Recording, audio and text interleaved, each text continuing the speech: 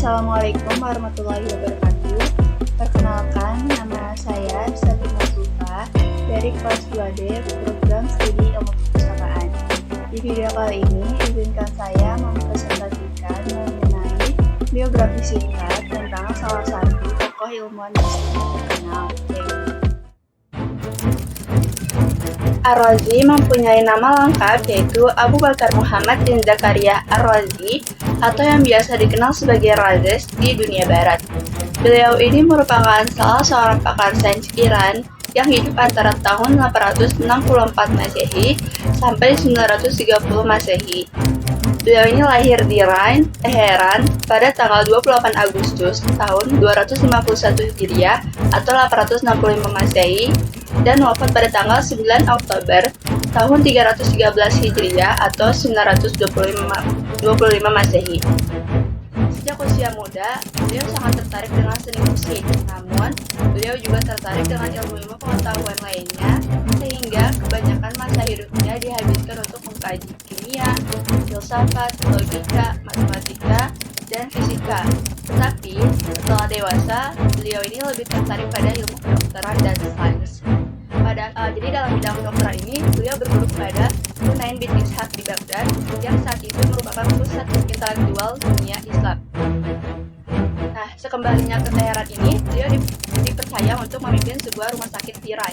Selanjutnya, beliau juga memimpin rumah sakit Muqtadari di Baghdad. Selanjutnya, temuan ilmiah Ar-Razi di bidang kedokteran itu, jadi salah satu penemuan besar Ar-Razi di bidang kedokteran adalah diagnosis dan pengobatan smallpox atau cacar air dan campak.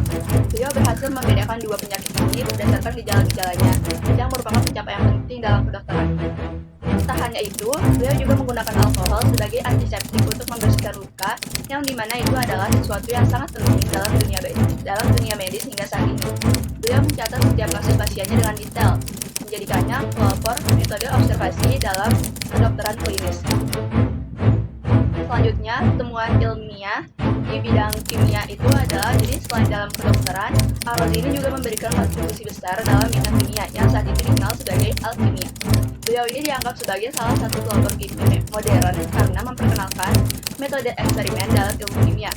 Beliau mengembangkan berbagai teknik penting seperti distilasi, sublimasi, kristalisasi, dan teknik kimia lainnya. Beliau juga pertama kali mengisolasi beberapa bahan kimia, termasuk alkohol dan asam sulfur.